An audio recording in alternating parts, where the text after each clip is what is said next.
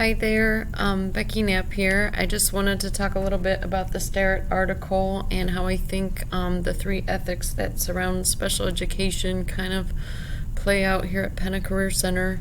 As far as the ethics related to justice, I do believe that in every opportunity, obviously, Penna does try to follow the rules and, dot the I's, cross the T's, make sure, everything we do in our special ed paperwork is legal beagle and all that good stuff. I will say, anytime there's any kind of new mandate or law that the administration finds may inhibit the success of the students, our administrators do go to bat for the students and try to kind of mog through the bog, if you will, or cut through any kind of bureaucratic red tape, or encourage us as staff members to send petitions and letters to Congress people to kind of get bills passed that are to the benefit of our students, or to express concerns about things that have been passed through law that might inhibit the success of our career center. So everything we do here, I believe, is in the best interest of the students. And we don't break laws or rules, but we definitely look out for what's going to be helping special ed and career technical ed here at Penna Career Center.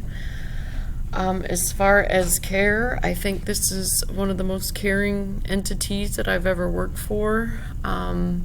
This school leaves no stone unturned when it comes to taking care of students and trying to minimize or eliminate any barriers to their success. If that means sending hygiene supplies home, clothes home, food home. We have a Penna pantry here. We're always trying to find resources for students to get whatever they need. If it's free dental care, this is one of the most caring entities you'll ever be lucky enough to send your kid to. And I've never been told no as far as being able to help a student in some capacity. And if that means taking the company credit card to Kroger because a kid needs socks or what have you to be clean and presentable for work, then that's kind of what we do here. And as far as critique goes, I understood it to be like kind of walking the line between the two, or like kind of focusing on what do we want to achieve, but still kind of follow the rules. I think we do our best to be on that fence. Once upon a time, I was taking ethics for behavior analysis. I was certified in behavior analysis at one point, and I remember hearing that not everything that is legal is ethical, and not everything that is ethical is legal.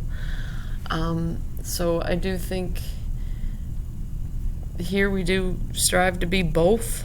We try to make sure that, we're following all the rules to the best of our ability, but we'll ask legislatures to change or bend or whatever we need to do to make sure that the students are getting what they're getting.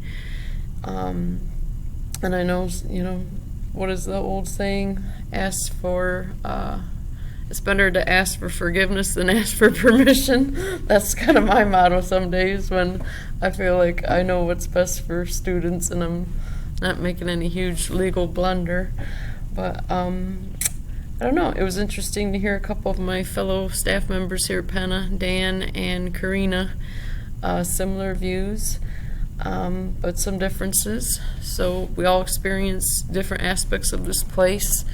Dan's a guidance counselor that works really closely with some of our member districts, and me and Karina are in the classrooms. But, we do also have to satisfy 16 homeschool districts here at Penna, so not everything is always coming down to our final say. So it's a very interesting place to work. It's a great place to work, and I'm very happy being here. Thank you.